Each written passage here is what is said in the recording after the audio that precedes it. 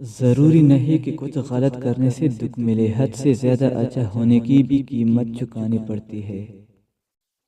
زندگی کے ٹوکرے بڑی نرالی ہوتی ہے، جب بھی لگتی ہے کچھ نہ کچھ سکھا دیتی ہے۔ مجھ کو چاؤ میں رکھا اور خود جلتا رہا دھوپ میں، میں نے دیکھا ہے ایک فرشتہ باپ کی روپ میں۔ مجھے مایوس ہونے والے شخص پر تعجب ہوتا ہے، جبکہ اس کے پاس استغفار کی قوت موجود ہے۔ میں آج تک اپنی خاموشی پر نہیں پچھتایا، جب بھی پچھتایا اپنے بول پر پچھتایا۔ کسی کو تم دل سے چاہو اور وہ تمہاری قدر نہ کرے تو یہ اس کی بدقسمتی ہے، تمہاری نہیں۔ ہر رکاوٹ میں کوئی نہ کوئی بہتری چھپی ہوتی ہے، یہ بات اللہ ہی بہتر جانتا ہے۔ فکر نہ کرے، لوگ بھول جائیں گے مگر اللہ تعالیٰ نہیں بھولتا آپ کی نیکی نہ لوگوں کی زیادتی۔ جب اللہ راضی ہونے لگتا ہے تو بندے کو اپنے عیبوں کا پتہ چلنا شروع ہو جاتا ہے، اور یہی اس کی رحمت کی پہلی نشانی ہے۔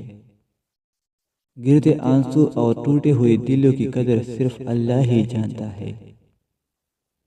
زندگی میں ایک ایسے شخص کا ہونا بہت ضروری ہے جس کو دل کا حال سنانے کے لیے لفظوں کی ضرورت نہ پڑے۔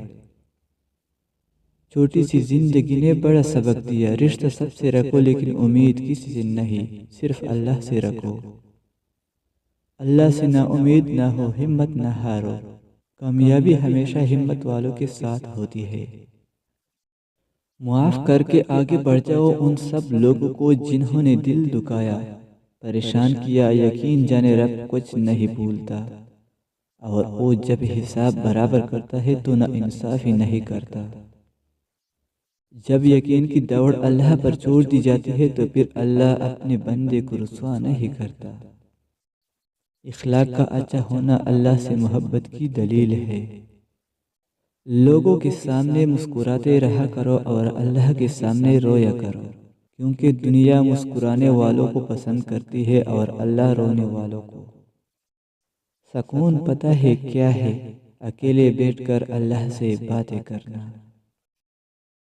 وہ لوگ جو کسی کا برا نہیں چاہتے، اللہ تعالیٰ ان کو ایسے منزل عطا فرماتا ہے جو ان کے گمان میں نہیں ہوتے۔ اس سوچ کے ساتھ زندگی میں آگے بڑھو کہ اللہ نے یقیناً بہترین ہی سوچا ہوگا۔